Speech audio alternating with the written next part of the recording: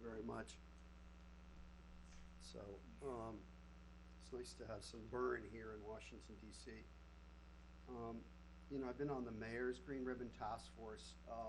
And I have to say this city is overlooked, but it's really becoming very fast one of the greenest cities in the country across the board in low-income areas as well as the wealthier parts of the city.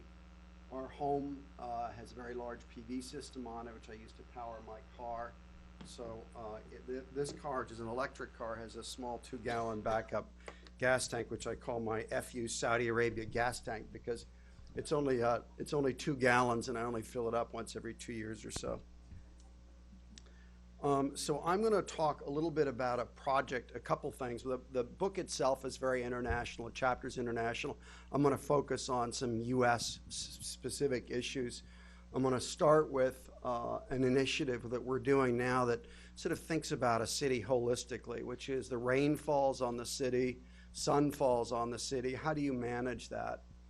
And it turns out it really matters a lot, and there's a set of technologies to manage that, including green roofs, cool roofs, which are high albedo, so they reflect sunlight, solar PV, high albedo surfaces, and porous pavements. And our partners on this include American Institute of Architects, National League of Cities, and National Housing Trust, and some others. This is what these technologies look like. Green roofs, you're seeing more and more of in DC. As the city gets warmer because of climate change, these kinds of technologies are going to be essential to keep the city livable. The sort of technical detail that we went into is fairly substantial. No one has ever mapped the full costs and benefits of any of these individual technologies, let alone in an integrated way, allowing you to sort of make a rational decision as a city, which of these technologies do we deploy, and how cost effective are they relative to each other. Green roofs, for example, has multiple benefits. It reduces energy use, reduces pollution, air pollution, the health benefits, heat-related mortality, reduce greenhouse gases, reduce stormwater runoff, and increasing employment. So that's one technology option. If you look at the impacts that these different technologies just have on one air pollutant, ozone, which shows up in smog and has respiratory impacts, the pathways are somewhat complex. This is actually a simplified version. So we worked with a bunch of epidemiologists on this. Low-income areas in the city, this is a city of haves and have-nots, traditionally has been that way. Higher population density in low-income areas means you have more vulnerable people. They tend to be elderly and young. Lower albedo means lower reflectivity, means you absorb sunlight. So a dark roof on the house I once had on Capitol Hill, it's a very dark roof, got to 180 degrees in the summer. And I had to move down to a bedroom below my normal bedroom for a couple months because it was so beastly hot. My air conditioner couldn't keep up. And about 20 years ago, I painted that roof white and I could stay in my bedroom. So it has a very physical impact. And most of the deaths in excess heat are top floor, low income, because these are very dark roofs. Less vegetation in low income areas, more air pollution, more elderly and young, so there's more respiratory risk. Higher energy bills. Energy bills are a much larger portion of income for low income than they are for the rest of us. And then you have employment benefits. So clean energy is very much an equity issue. And making a city green, as DC's doing, is very much an equity issue. We're looking at 3 cities in depth now. I'm just going to talk about Philadelphia. That black section is the portion that we're looking at that's low income. So you can see the median income is much less than the city as a whole, and down toward the bottom, paved area, much higher percent of that low income area is paved, which means you get less grass, less trees, more heat absorption, higher temperature, more air pollution, more respiratory cost, and tree canopy less, same thing. So you have a systematic structural disadvantage in a low income area, especially for raising kids. These are less healthy, less comfortable, hotter in the summer, and more polluted areas. You kind of look at the cost impacts just of these areas. The cost for a wide-scale deployment of cool roofs is $8 million. Benefits are about $70 million, so strong net present value over a 20-year period. Green roofs The benefits are less clear, and that's because the city of Philadelphia, unlike DC, does not provide financial incentives for water runoff reduction. PV direct, which is solar, benefits outweigh the costs. Under a PPA structure, purchase power agreement, which is what many people do, they say, you know what, I don't want to put my capital down to buy PV, so I'm going to enter into a long-term contract to pay you for my electricity at a fixed rate. The reflective payments, that is, you're increasing the albedo so they don't get as hot, also strong net present value. And urban trees, the same thing. So you're talking about $250 million in net present value from a set of these strategies deployed just in one low-income area of Philadelphia. So clearly the opportunities to enhance the livability, quality, comfort of a city is really quite large. You can see across the bottom benefit cost ratio. Those benefit cost ratios vary substantially by city. And with our partners like American Institute of Architects, we expect by this fall to have this out for 3 cities, Philadelphia, DC, and El Paso. This is work I did about 6 years ago, looking at the costs and benefits of green buildings.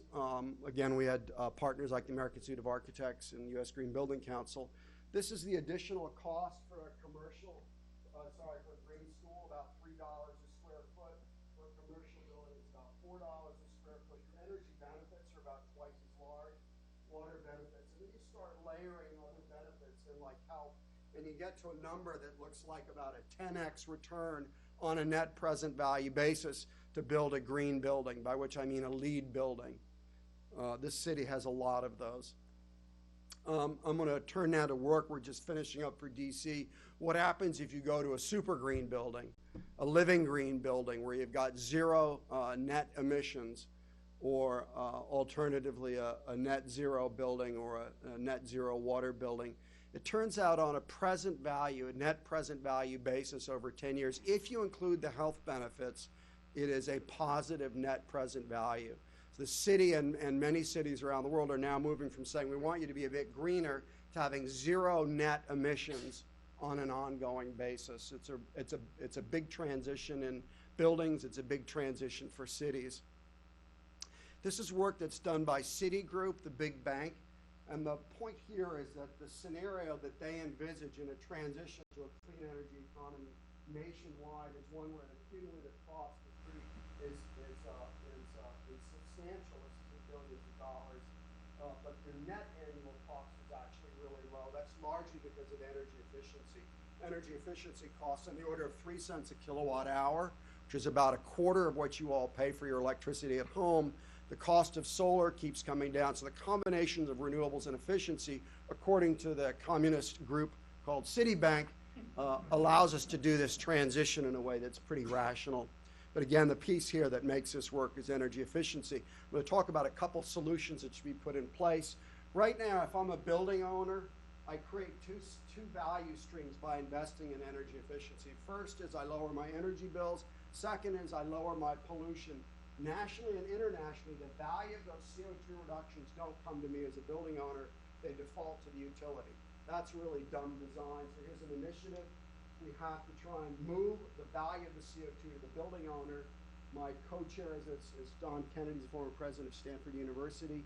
We have support of a lot of major national groups. This is something we absolutely insist on. If you're going to have a market, make the market work, which means the value that results from your investment should accrue to you and not default to somebody else. That's the first policy change we absolutely have to have. There's a lack of funding for growth stage firms. So if I am going to do a 20 megawatt solar PV project and I want to borrow $50 million, I can go to a lot of banks and they'll say, fine, $50 million, we're going to give you 9% interest, you're going to go off and build it. But if I have a $10 million project, I cannot get bank financing. If the alternative source of financing for growth clean energy companies, which are the companies that are really going to largely drive a transition to a low energy economy, the alternative source of financing is venture capital. I've done about $500 million of VC investments in a firm in which I was a partner. Venture capital is largely drying up for clean energy. So brand name venture capital firms have come out of clean energy. The ones that are still in it are doing later stage investment. D rounds, pre-IPO rounds. In other words, if I'm a growth company trying to build out this transition, it's very, very hard or impossible to get financing to do so. SBA, the Small Business Administration, has put tens of billions of dollars into growing U.S. companies like Intel and Apple, FedEx.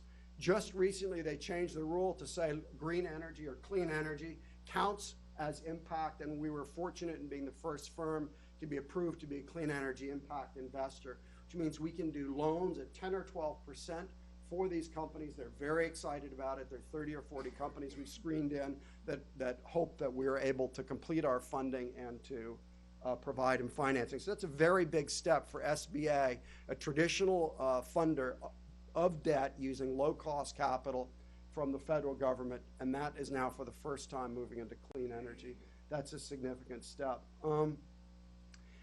This is a little bit complicated, but it's sort of the financial story. If you think about money, this is really about risk. The reason a bank doesn't want to loan you money is they either are not making enough money or they're taking too much risk. So if I'm able to enhance, so this is a conventional venture capital return. If I am able to get low-cost debt, I can increase my returns and avoid risk, or alternatively enhance yield. And what's happening now is financial institutions are trying to figure out ways to be creative about financing. How many people here have heard of PACE financing? Raise your hand. So a lot of you. So this is really very innovative. You're basically saying there is a value to your home. The payments that you're making to your community are something that are accessible. And I'm going to say that I'm going to use that money.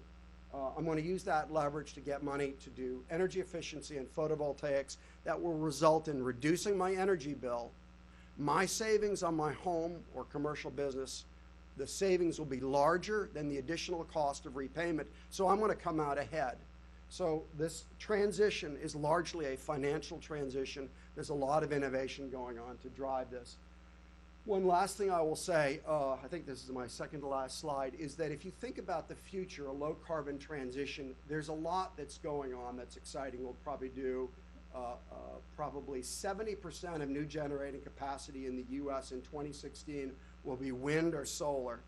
In Europe, same sort of numbers. The thing that's most concerning are huge coal fleets in China and India, as well as coal fleets in some other places like Germany and parts of this country.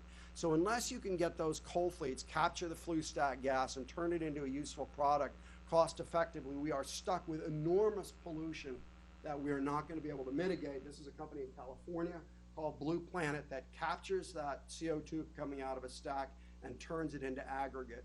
That aggregate is now being rolled out at the San Francisco airport, which is going through an upgrade. So you're taking CO2 and other pollutants out of a stack, out of a fossil fuel power plant, you're putting it into roads and into buildings.